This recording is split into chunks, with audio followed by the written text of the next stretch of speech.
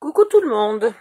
Alors, comme promis, une petite vidéo pour que le toit, la pointe du toit de vos châteaux forts, Poudlard et compagnie soit nickel.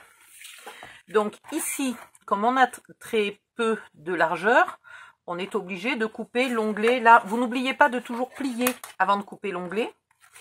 Et on est obligé à la fin d'affiner l'onglet, sinon il gênerait le pli. Voilà, donc là on est obligé de l'affiner et du coup il reste presque rien pour coller au bout. Voilà, donc pour l'instant vous continuez, vous les collez tous ensemble. Donc je vais coller le dernier, je me suis un petit peu avancée pour que la vidéo dure pas 3 heures. Bon, j'espère que tout le monde va bien. Moi je tousse toujours comme si j'allais crever en 5 minutes, c'est impressionnant, mais pour l'instant je tiens encore à peu près debout. Je me fatigue vite, mais tant pis, je fais des pauses. Hein. Hop, donc vous les collez tous. Là, j'ai fait un toit 4 pentes, mais ça serait pareil si vous faisiez des toits à 6, 8, 9. Vous faites bien comme vous voulez. C'est le même principe. Là, vous vous mettez bien à ras du pli. Et tant pis si en haut, la pointe n'est pas très jolie. Voilà. Ok. Maintenant, vous n'allez pas le coller sur lui-même. Et là, vous voyez, c'est vraiment loin d'être nickel. Donc, vous prenez une chute de papier. On va prendre ça. Bon, on s'en fout un peu. Hein. Et vous la collez bien comme il faut. À l'intérieur de la tour, évidemment, pas à l'extérieur. Et ici, contre ce bord-là. Et alors, ouais, j'aurais pu me mettre un papier un peu plus droit, ça aurait été plus sympa. Il aurait fallu que ça aille un peu plus loin quand même, mon papier. Tant pis, je vais pas le coller contre le bord, là. Mais il faut que ça aille un peu plus loin que la pointe. Enfin, aussi loin que la pointe, mais pas plus loin que ce pli-là. Le dernier onglet. Voilà. Alors, mais je suis complètement à l'ouest. Moi, j'ai oublié de couper, là. Évidemment, il fallait couper et en coller jusqu'au bord. Je ne sais pas ce que j'ai fait. Est-ce que quelqu'un sait ce que je fais? Non, mais pas moi. Puis, vous repérez par un trait de crayon très précisément où est votre pointe. Alors là, j'ai un peu collé trop loin. Donc, je vais rectifier à la hauteur là de mon dernier morceau de tour. Et ma pointe est ici. Voilà, la pointe elle est au bout de ce trait. Maintenant, je vais reprendre chacun de mes plis, là, toujours sur l'envers. Je me mets le long de mon pli. Pour être bien droite, je suis bien le pli, là. Ok. Et je le termine, et il faut qu'il termine à la pointe. Et là, je marque l'endroit où j'ai collé mon papier. Je marque le pli. Ici. Putain, j'y vois rien dans le noir. C'est une horreur. Ici, pareil. Et je marque le pli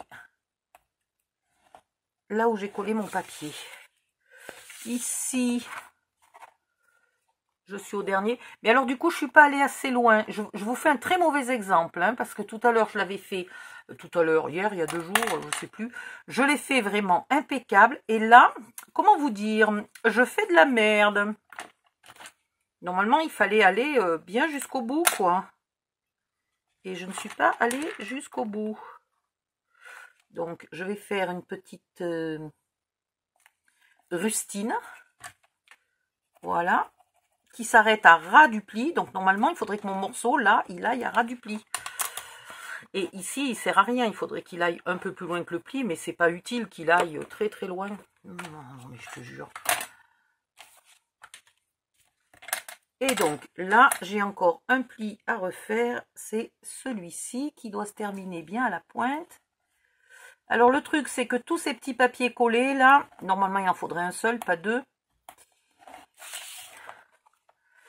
Tous les plis doivent vraiment arriver à la même pointe. Et maintenant, vous marquez les nouveaux plis. Les anciens sont déjà marqués, hein. Vous marquez les nouveaux plis.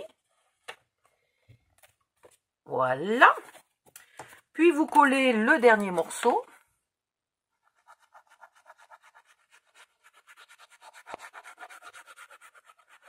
Je dois encore en refaire un autre de château. Je l'ai commencé d'ailleurs, hein. Et le papier ne sera pas noir. Donc peut-être que je vous referai le tuto parce que comme le papier est bleu clair, vous y verrez quand même beaucoup mieux. Et là, je ne voudrais pas mettre de la colle de partout. Vous fermez le dernier pan. Voilà.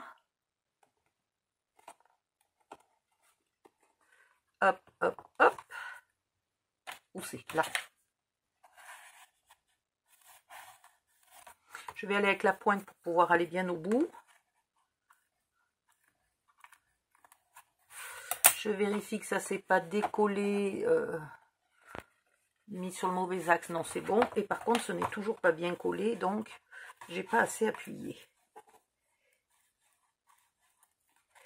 Et là, normalement, vous avez une pointe qui est bonne, qui n'est pas tout effiloché, qui n'est pas mal collée. Parce qu'alors, les premières tours que j'ai fait, je trouvais ma pointe pas super réussie. Mais là, ça ne veut pas du tout coller.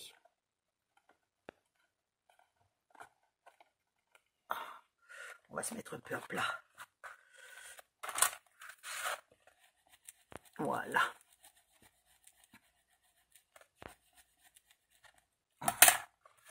Et hop, vous avez une pointe qui est nickel chrome. Maintenant, vous rabattez... Ah, j'ai pas marqué les plis, c'est intelligent ça. Vous rabattez les onglets de collage d'en bas. Comme je ne les ai pas marqués, évidemment, ils ne veulent pas se plier au bon endroit.